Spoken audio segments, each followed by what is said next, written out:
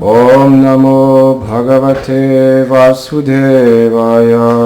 Om Namo Bhagavate Vasudevaya. Srimad Bhagavatam, chant 1, chapitre 1, verset 12. Shuta janasi bhadram te Bhagavan sadvatam pati Devakyam vasudevasya Jato yasya chikitchaya. Ô Sutta, toi qui es sans tache, toute gloire à toi. Nous considérons que tu as connaissance des raisons de l'avènement du Seigneur suprême, le protecteur de ses dévots, en tant que le fils de Vasudeva dans le sein de Devaki. Commentaire. Selon Srila Vishwanath Chakravarti Thakur, les sages demandent à Sutta de parler davantage du Seigneur Krishna et de sa mère éternelle Yashoda, Devaki. Dans leur enthousiasme, ils le bénissent et lui souhaitent toutes choses de bon augure. Le Seigneur Vishnu est ici appelé Sattvam, le possesseur de Sat, parce qu'il possède tous les dévots qui sont des expansions de sa personne. Les disciples de Vishnu sont ensuite appelés Sattvatas. Le nom Sat décrit le Seigneur suprême, celui qui donne le plaisir. Et ceux qui possèdent le Seigneur à travers son service de dévotion sont appelés Sattvata, les dévots. Sa forme possessive, au pluriel, est Sattvatam. Sattvatam Pati signifie donc le Seigneur des dévots.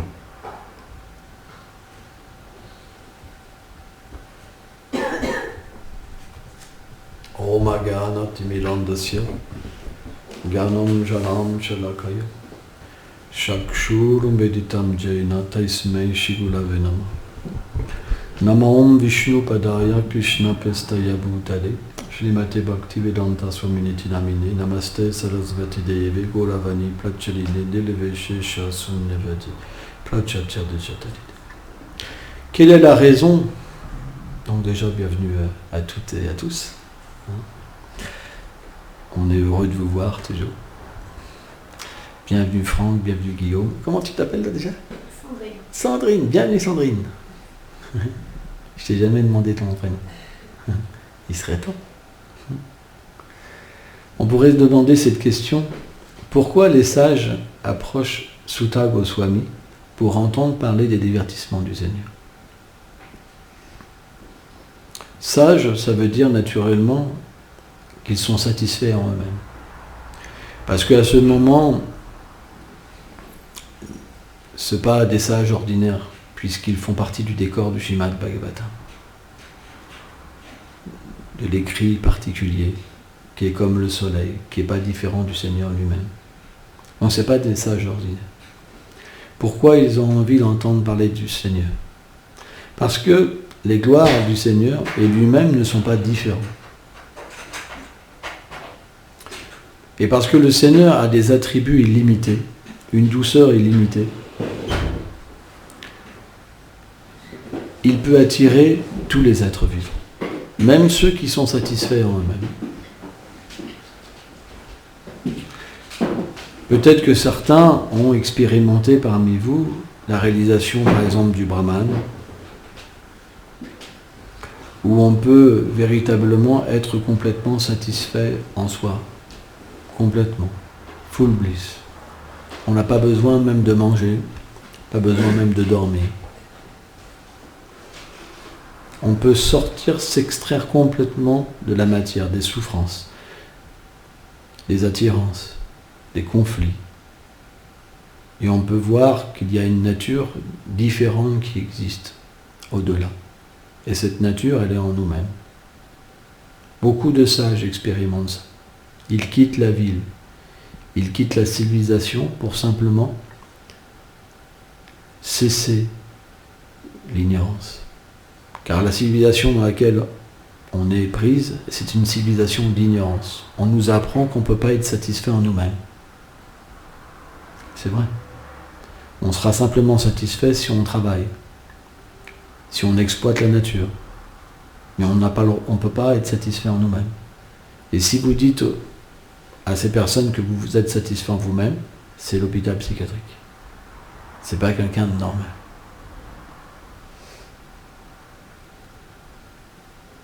Donc, c'est très difficile dans cette société d'être satisfait en soi-même.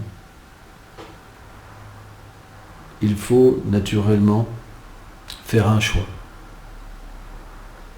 Dans quelle direction je me dirige? Soit la gratification des sens, soit le renoncement. Alors le renoncement des yogis, c'est un renoncement qui est très austère, parce qu'on se coupe de la société, on se coupe de la famille, on se coupe de tout repère pour tout oublier, pour simplement aller à l'intérieur de nous-mêmes et comprendre qu'on est différent de la matière et de tout ce qu'on nous avait appris. C'est très austère. Et dans l'âge de Kali, c'est peu praticable, parce que les gens n'ont pas la puissance, la détermination.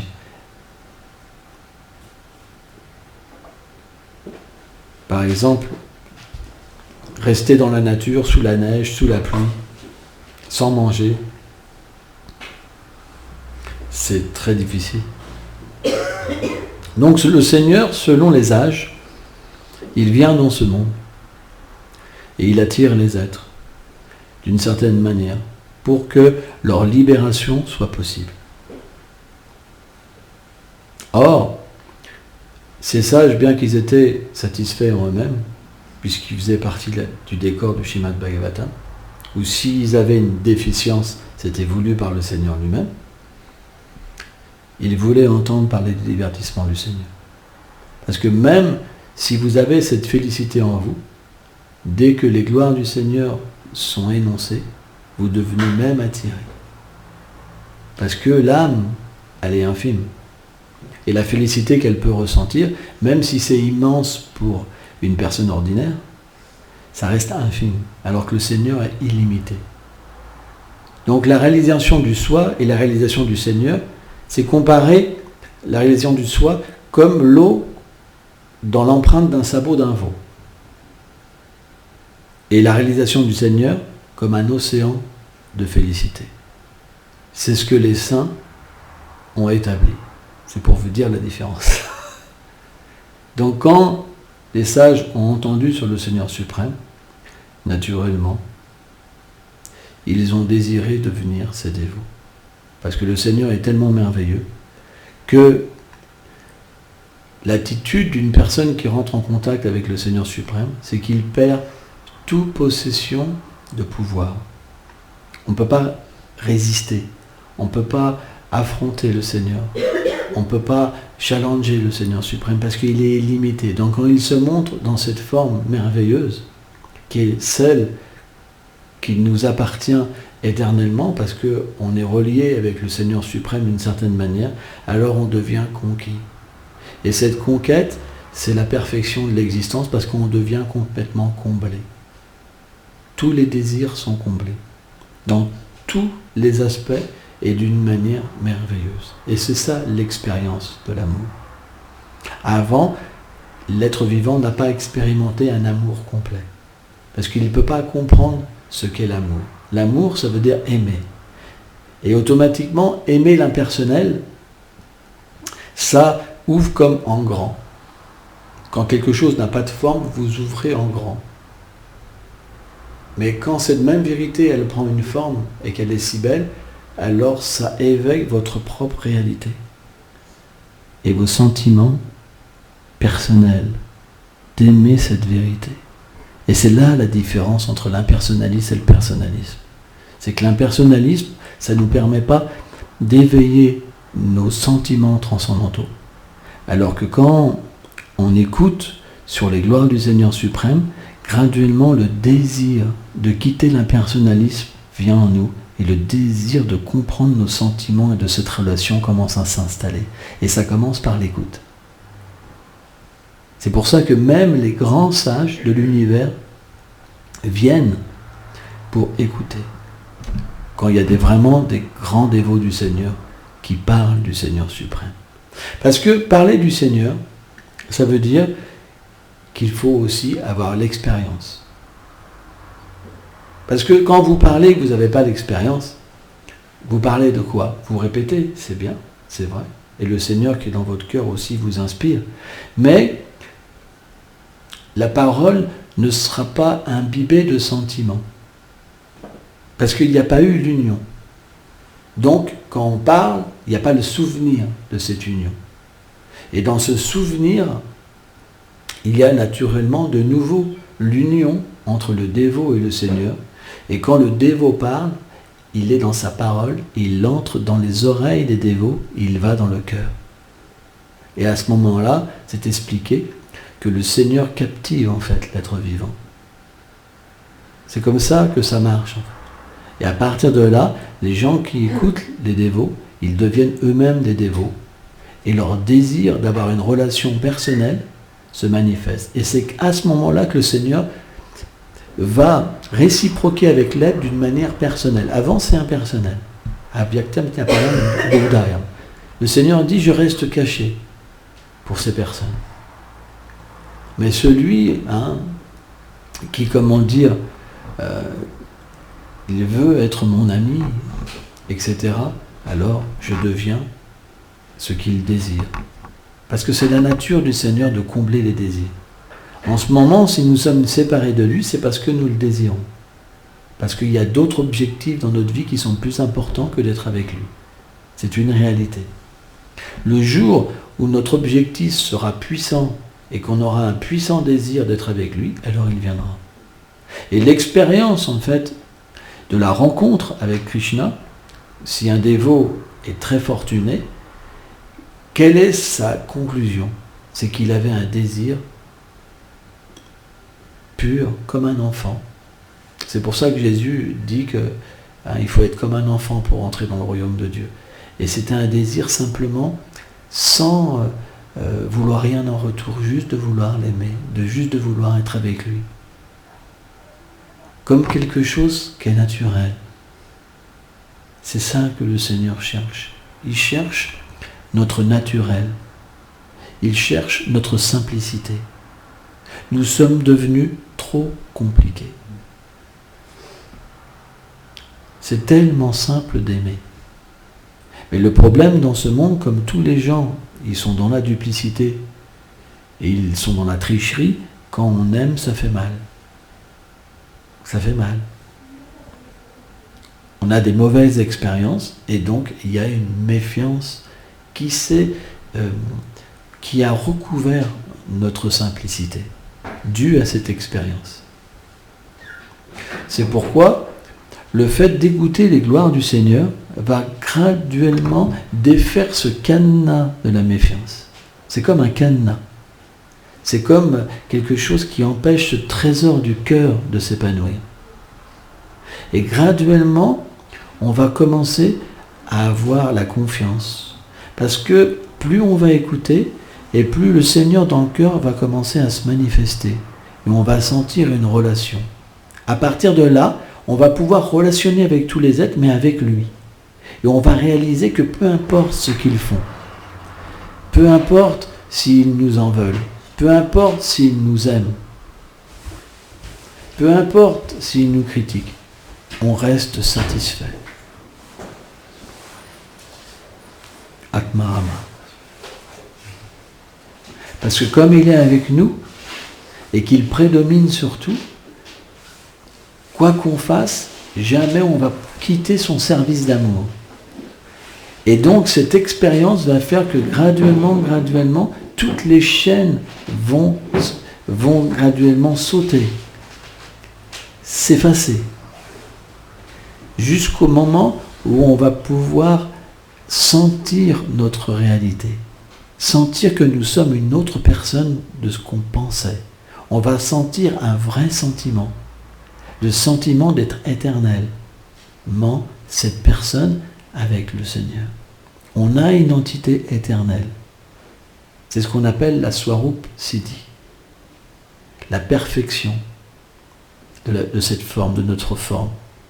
Elle est simplement recouverte en ce moment parce qu'on veut une expérience indépendante de Dieu. Mais dès que toutes ces chaînes sont enlevées dû aux gloires du Seigneur, à l'écoute des gloires du Seigneur, à ce moment-là, il y a un sentiment éternel qui vient nous chercher. On commence à aimer d'une manière tellement merveilleuse, et on peut être avec lui d'une manière tellement merveilleuse que naturellement, on va cultiver ce sentiment. C'est ce qu'on appelle la sadhana bhakti. On cultive ce sentiment pour atteindre cette perfection. Donc au début, ce sentiment, il vient que de temps en temps. Il apparaît, il disparaît. Il apparaît, il disparaît. Parce qu'on a encore cette duplicité en nous. On veut encore ces expériences. Mais la différence, c'est qu'une fois que ce sentiment apparaît, on ne peut plus être satisfait qu'avec ce sentiment. Donc on va finalement vouloir délaisser l'autre mauvais côté matériel, côté d'exploiteur, menteur, violent, colérique, etc., etc. On va voir que tout ça, c'est pas à nous. C'est des choses qui prennent possession de nous. Et donc, quelle va être cette situation? C'est qu'on va comprendre que la colère ne nous quittera pas comme ça. La concupiscence ne nous quittera pas facilement. Elle est très puissante. C'est très puissant. Ça vient nous chercher et après on se dit, mince, pourquoi j'ai fait ça? Mince, qu'est-ce qui s'est passé? Je ne comprends pas. Pourquoi j'ai jugé? Pourquoi je suis encore retombé? C'est vrai. On sait tout le temps. Donc on va comprendre que sans avoir de l'aide, ce ne sera pas possible de conquérir la concupiscence, de conquérir la colère, de conquérir l'envie. Ce n'est pas possible. Et là, on va comprendre que cette relation avec le Seigneur suprême, c'est une relation d'abandon, Sharanagati. Ça veut dire que sans avoir son aide, on ne peut pas sortir de cette situation. Donc, qu'est-ce qu'est la nature d'un dévot? La nature d'un dévot, c'est de dépendre du Seigneur suprême. De prendre refuge en lui et de dépendre de lui pour toute chose. Et à ce moment-là, plus cette dépendance elle va se manifester en l'être, et plus le Seigneur va protéger son dévot et pourvoyer à son besoin. Yogakshema vient. Et là, à ce moment-là, qu'est-ce qui va se passer? C'est que le Seigneur va tellement protéger son dévot que le dévot, il n'aura qu'une chose à faire, c'est développer de l'amour. Il n'aura même pas besoin de se tracasser pour sa vie, pour le manger, pour le maintien. Tout va être organisé. Le Seigneur va tout faire pour que tout vienne pour son dévot. Et un pur dévot, il le vit, ça. Tout vient. Tout ce qu'il désire, ça vient. Donc il n'a même plus besoin de désirer. Simplement, le Seigneur lui permet de développer de l'amour. Ça devient une vie d'amour. C'est ça que tout le monde veut. Mais sans l'abandon, c'est pas possible. Parce que seul lui peut nous permettre de quitter cette position de faux maître. Et faux maître, ça veut dire quoi? Ça veut dire que je pense, c'est mon appartement, c'est ma vie, c'est mon ennemi, c'est mon ami. Donc on est dans cette situation de prendre sa place. Donc dans cette situation-là, le Seigneur se cache. On peut sentir un tout petit peu le Seigneur suprême. Quand on a trop de détresse, on prie, et puis après on recommence. Donc, le rôle du Seigneur, c'est de nous accompagner vie après vie, jusqu'au jour où on est fatigué de prendre sa place. Et là, il vient tout de suite. Ça prend un instant de devenir pur. Mais ça prend beaucoup de vie. Parce qu'on n'est pas facile. On a un gros problème. Et bien qu'on le sache, on continue. Et pourtant on souffre. Mais des souffrances inimaginables. Solitude, du bris, on a tellement de problèmes et de souffrances. Donc, on est très compliqué. Et le monde du Seigneur, c'est un monde de simplicité. C'est un monde que d'amour. Il n'y a pas de tricherie, il n'y a pas de duplicité. Chacun se donne aux uns et aux autres. Même le Seigneur suprême, c'est expliqué, il devient l'objet d'amour pour ses dévots. Il enlève même sa couronne. C'est expliqué, ce monde est tellement parfait. Par exemple, Bhaktivedanta Narayana Goswami Maharaj, il explique que dans ce monde, personne ne veut être contrôlé. Moi, je me rappelle, par exemple, même ma mère, quand j'étais jeune, elle essayait toujours de me faire plaisir et ça me saoulait. Parce que j'avais envie de liberté. Je voyais toujours quelqu'un derrière moi. Son attachement, ça m'étouffait. Tu vois. Quand on est jeune, on a envie d'avoir son appartement, son indépendance. Qui n'a pas eu envie de ça? Levez la main. Ouais ou pas? C'est la réalité quand même. Hein. Donc, se faire contrôler, ça nous étouffe. Moi, j'ai eu cette expérience-là. Une mère aimante, ma mère, vraiment, quelqu'un avec son enfant. Moi, j'en ai tellement fait baver à ma mère que c'est vraiment une mère incroyable que j'ai eue. Parce que j'étais un garçon horrible. Et, mais, même une mère aimante comme ça nous étouffe. Donc le monde matériel, on cherche toujours la liberté. Dès que quelqu'un nous enlève notre liberté, on étouffe. Mais c'est expliqué dans le monde de l'amour, dans le monde du Seigneur, se faire contrôler, c'est tellement bon, parce que les gens sont tellement parfaits, leur amour est tellement parfait, que même le Seigneur lui-même devient contrôlé. Vous vous rendez compte? Parce que c'est ça le royaume de l'amour. C'est pourquoi, plus on va avancer spirituellement, et plus cette connexion intérieure va se faire, plus on va dépendre du Seigneur suprême. Et c'est là qu'on peut faire des choses incroyables pour lui. Des choses qu'on n'aurait jamais fait. Aimer. Être patient. Tolérant. Compassionné. Humble. Pour lui. Et tout ça, ça bénéficie à tous les êtres vivants. Tous les êtres vivants, grâce aux qualités qu'on développe dans cette association divine, alors ça leur profite. Ils se disent, oh, ça fait du bien d'entendre. Ça fait du bien de voir cette personne. Ah, j'aimerais bien être comme lui. Et c'est parti. Les gens changent, parce qu'ils ont un exemple. Dis-moi qui tu fréquentes, je te dirai qui tu es. Et bien de la même manière, quand quelqu'un a une association intérieure, alors il permet de donner l'association extérieure aux autres. Et graduellement, cette association, elle permet aux gens d'avoir l'association intérieure. C'est graduel. C'est pourquoi cette relation d'amour qui existe entre un dévot et le Seigneur, quand le dévot parle, il la transmet naturellement. C'est pourquoi l'écoute des gloires du Seigneur reste la chose la plus essentielle pour progresser et pour développer l'amour. Et pourquoi on ne devrait jamais quitter l'association des dévots. Jamais. C'est la chose la plus précieuse. Parce que quand on perd l'association des dévots, alors on redevient compliqué. Et compliqué, et compliqué. Alors bien sûr, on pourrait se dire, mais là moi je rencontre des dévots, ils vivent là dans un temple, ils sont compliqués. Ça veut dire quoi? Ça veut dire qu'ils n'écoutent pas avec du cœur. Ils n'écoutent pas. Ils ne s'associent pas. L'association, ça veut dire une attitude. Humilité. Il me manque quelque chose. J'ai besoin de quelque chose. C'est comme un verre. Si le verre est plein, vous ne pouvez pas mettre de substance dedans. Mais si le verre est vide, vous pouvez mettre beaucoup de choses. Et bien de la même manière, on devrait toujours écouter en pensant qu'on n'a rien, qu'on est un mendiant, qu'on a besoin d'amour. Et à partir de là, notre vie peut changer. C'est pourquoi on peut vivre dans un endroit où il y a les gloires du Seigneur sont énoncées, mais on peut ne pas progresser. Et devenir même un frustré. C'est une question d'attitude. On reviendra toujours sur ces trois qualités. L'humilité, la tolérance et le fait d'offrir son respect sans vouloir en avoir en retour. Ces trois qualités sont essentielles.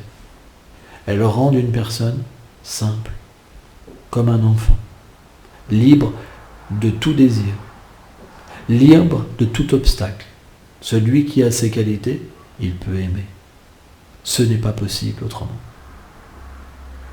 Quand on n'a pas ces qualités-là, l'orgueil, au lieu d'avoir de la tolérance, on a de la haine, de la rancœur, et au lieu d'offrir notre hommage, on veut des hommages pour nous. Donc imaginez-vous l'ambiance. Pas évident. Vous en avez 2-3 comme ça dans une communauté, ça fait du dégât, c'est pas facile. Pourquoi? Parce que si quelqu'un est trop jeune dans sa dévotion, il va essayer d'être humble. Il va prendre un coup. Il dit quoi? Il m'a donné un coup. Moi j'essaye d'être humble, mais lui il n'est pas humble. Attends le prochain coup. Comprenez? Mais c'est celui qui a avancé, qui a une vie intérieure, et que le Seigneur est vraiment dans son cœur. Quand quelqu'un va lui donner un coup, il va lui offrir son hommage. Pardonne-moi, je t'ai offensé. Et l'autre il va se dire, mais c'est moi qui lui ai donné un coup. Il me demande pardon. Et en plus il pleure parce qu'il a fait une faute. C'est comme une glace. Vous ne pouvez pas lutter contre des gens comme ça. C'est pas possible. Vous êtes obligé de changer. Le seul moyen d'emmener des gens vers le royaume de l'amour, c'est de se connecter avec ce royaume et de développer des qualités. Nos frères ont besoin d'aide. Quand on voit des gens souffrir, on doit les aider. Alors bien sûr, on a une limite. Si quelqu'un veut tout détruire, bon. Sridhar Maharaj, il dit on est humble envers les personnes saintes, innocentes, mais envers les fous, c'est difficile. Parce que si quelqu'un veut vous couper la tête, vous baissez la tête, ça sera plus facile pour lui de vous couper la tête. Mais une fois que vous avez plus votre tête, comment vous allez aider les autres? Donc parfois, on est obligé de faire des choix. Malheureusement, le monde matériel, c'est un monde qui est compliqué. Il n'y a pas que des gens simples, il n'y a pas que des gens doux. Mais dans la théorie, dans la pratique, un saint, il ne fait aucune discrimination entre un bon et un méchant. Parce qu'il a ce pouvoir. Il peut changer même un fou. Parce qu'il est doté de pouvoir par le Seigneur suprême.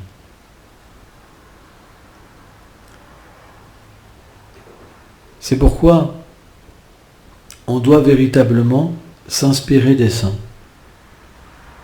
Et quand on reçoit une attaque dans notre vie, alors il est possible que ça bouge un peu.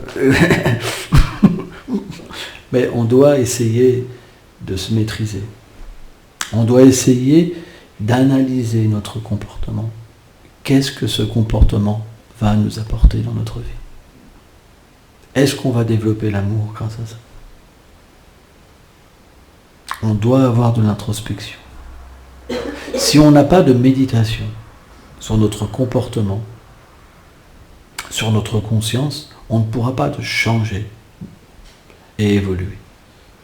Par exemple, Brahma, quand il a fait la création, il s'est défait de son mental plusieurs fois, parce qu'il avait manifesté des choses dans ce monde qui n'étaient pas bonnes. Donc il s'est défait de cette mauvaise mentalité. Et bien de la même manière, on ne peut pas être parfait en un jour. Ça prend du temps. Mais ce qu'il faut, c'est abandonner cette mauvaise mentalité. Et en accepter une autre. Sans ça, on tourne en rond. Le défaut fréquent, qu'est-ce que c'est? C'est, ouais, j'ai tout essayé. J'ai tout essayé. Maintenant, c'est fini. J'ai pris la leçon, c'est fini. Ben là, c'est sûr qu'on ne peut plus progresser. C'est fini. J'ai tout essayé. Tout le monde est mauvais. Ça ne sert à rien. Là, il n'y a plus d'espoir. Mais ce n'est pas notre philosophie. Notre philosophie, c'est que, d'accord, tout le monde peut être malade. Mais je peux être guéri. C'est une expérience personnelle. Je peux être guéri. Et je peux être un bon élément pour les autres. Je peux sortir de l'égoïsme. Pourquoi quelqu'un dit j'ai tout essayé? L'égoïsme. Parce que tout était centré sur lui-même. Sa vie n'était centrée que sur lui-même. Il ne m'a pas dit bonjour. Il m'a reçu comme ça. Il a fait ci, il a fait ça. Tout est dans l'égoïsme. J'attends quelque chose des autres. Je vis dans l'exploitation, je vis dans l'égoïsme. Et c'est pour ça qu'une vie communautaire se dégrade. Mais dès qu'on vit dans l'amour de Dieu, on a besoin de bâtir son royaume, même sur terre. Un royaume d'amour. Et naturellement, on va faire faire des concessions. On va demander pardon même si quelqu'un nous critique. On va tolérer. On va même offrir notre respect pour que la personne puisse continuer et un jour développer de l'amour. Parce qu'on comprend une chose, c'est que quand on n'était pas relié à l'amour, on était comme eux, on n'était pas mieux. On n'oublie jamais ça. Quelqu'un qui est sorti de sa condition, il n'oublie jamais la condition qu'il avait avant. C'est ce qu'on appelle la compassion. Et il a un désir d'aider les êtres. C'est le symptôme d'une personne qui a développé de l'amour. C'est qu'il n'est plus tourné sur lui-même. Il n'a plus besoin de rien pour lui-même. Il veut le bien-être de tous les êtres vivants. Et ça, c'est rare, c'est ce qu'on appelle un Vaishnava. C'est très rare. Même de ses ennemis. Jésus disait, il fallait même aimer plus les ennemis encore. Parce que plus quelqu'un est malade, plus un Vaishnava il a de la compassion. C'est très élevé. Au point qu'Ambarish Maharaj, quand Durvasa Muni a voulu le tuer, pour sauver Durvasa Muni de la colère du Seigneur suprême, il a dit à l'arme du Seigneur, le Sudarshan Chakra, je te donne tout ce que je possède, toutes les activités pieuses. Je vais même en enfer pour sauver cette personne.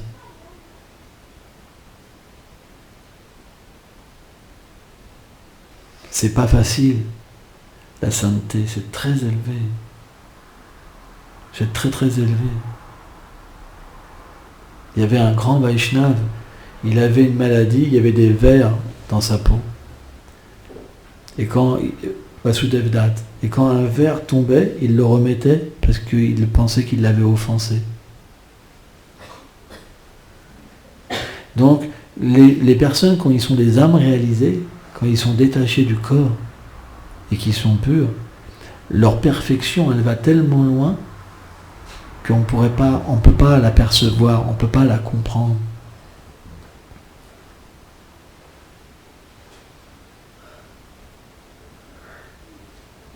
Ça, c'est un bâillement. J'avais cru voir un lion en face de moi.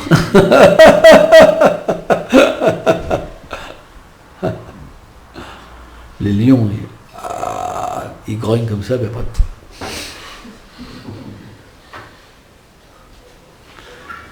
Donc, le point, c'est qu'on a véritablement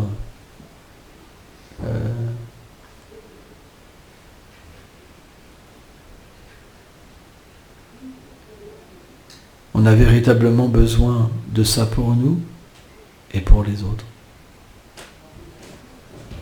Il faut arrêter de souffrir, de faire souffrir les autres.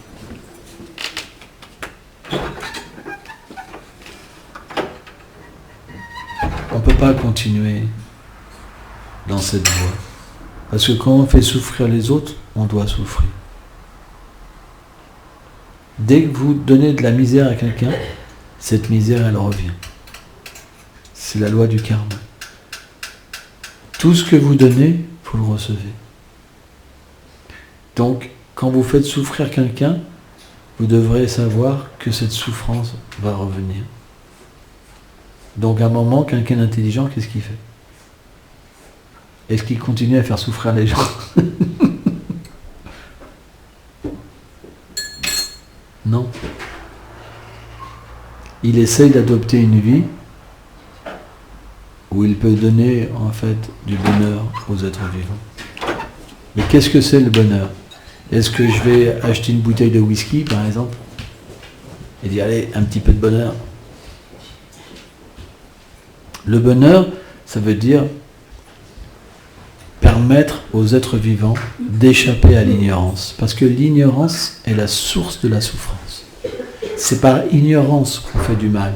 C'est par ignorance qu'on triche. C'est par ignorance qu'on ment. C'est par ignorance qu'on se trompe nous-mêmes et qu'on accepte un faux comportement, un mauvais comportement. En donnant la connaissance, on chasse l'ignorance. Et quand l'ignorance est chassée, les gens deviennent heureux. C'est pour ça que les Vaishnavas donnent la connaissance. Et cette connaissance, on en revient au début de la classe, c'est les gloires du Seigneur. Parce que quand vous entrez en contact avec les gloires du Seigneur suprême, alors vous devenez heureux, en paix. Et c'est quelque chose qui est très important. L'expérience de la félicité est quelque chose de très important. Quand quelqu'un n'expérimente pas de félicité, il est malheureux. Parce qu'on est des êtres d'amour. On est fait pour l'amour. Dès qu'on ne goûte pas d'amour, on est malheureux. Mais quel amour? L'amour préma, ça veut dire l'amour spirituel. L'amour relié à Dieu. Kama, c'est l'amour relié entre des êtres concupiscents, des âmes conditionnées, des âmes qui ont oublié leur lien avec le Seigneur suprême et qui essayent par eux-mêmes d'extraire du plaisir. Ils veulent être ce qu'on appelle des purushas, des jouisseurs. Ça, c'est ce qu'on appelle kama dans les Écritures. Mais prema, c'est l'amour transcendantal, l'amour de Dieu. C'est l'amour qui relie l'être vivant, le jiva, l'âme, à Ishvara, le Seigneur suprême, Paramatma, l'âme suprême, Krishna, la vérité absolue. Donc c'est cet amour qu'on désire. D'accord? Et vous avez une question?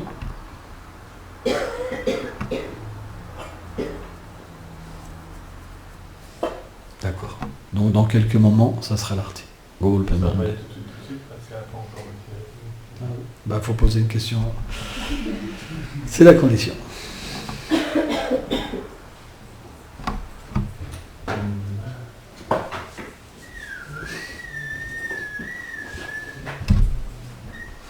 Ah. Bon. Tu donnes ta place ou... Allez, Jananda. Comment on peut savoir par nous-mêmes qu'on est dans une relation qui est avec le Seigneur et qu'on n'a pas une relation qui est en fait de la concupiscence, cachée, voilée? En fait, la relation ne peut pas être pure au début. Elle est pure quand on a un corps spirituel et qu'on est libéré de toute conception matérielle. Donc au début, on va se lier avec le Seigneur à travers des désirs liés au corps, à la famille, aux enfants, à notre environnement. Et graduellement, ce lien avec le Seigneur va faire que, à force de découvrir cette relation, on va commencer à avoir des désirs spirituels.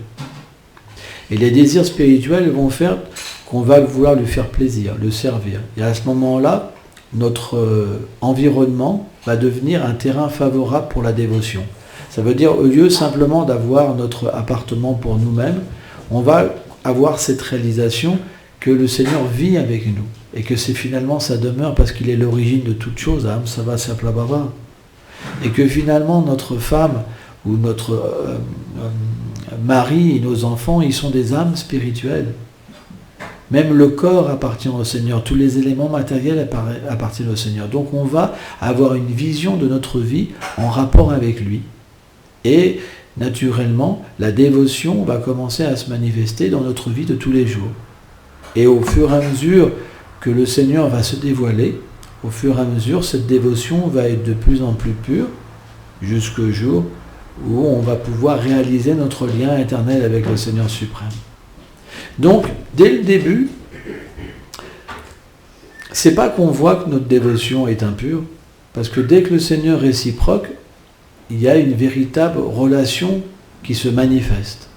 Mais cette relation, elle est en rapport au début avec notre environnement, avec notre royaume qu'on a créé. Donc il vient en proportion qu'on veut qu'il soit dans notre royaume. Et graduellement, plus on désire être dans son royaume à lui, et plus il nous introduit dans sa réalité. Et là, à partir de là, on peut comprendre ce que c'est l'amour de Dieu, pas avant. Mais dès le début, il y a une satisfaction énorme, il y a une réalité, c'est réel. Sauf que c'est dans notre monde, le monde qu'on a créé, le Seigneur est très humble. Il vient dans notre monde à nous et il réciproque par rapport à notre désir. C'est pour ça qu'il y a même des religieux qui, pour eux, le royaume de Dieu est sans Dieu. même après la mort. Mais au fur et à mesure qu'on désire qu'ils viennent vivre avec nous, alors on ne peut pas être dans notre royaume. Parce que notre royaume, il n'est pas parfait, il est limité. Et naturellement, donc le Seigneur va faire en sorte qu'on puisse être introduit graduellement, voir sa forme, voir ses attributs, voir ses divertissements et entrer dedans. Et ça, c'est la perfection.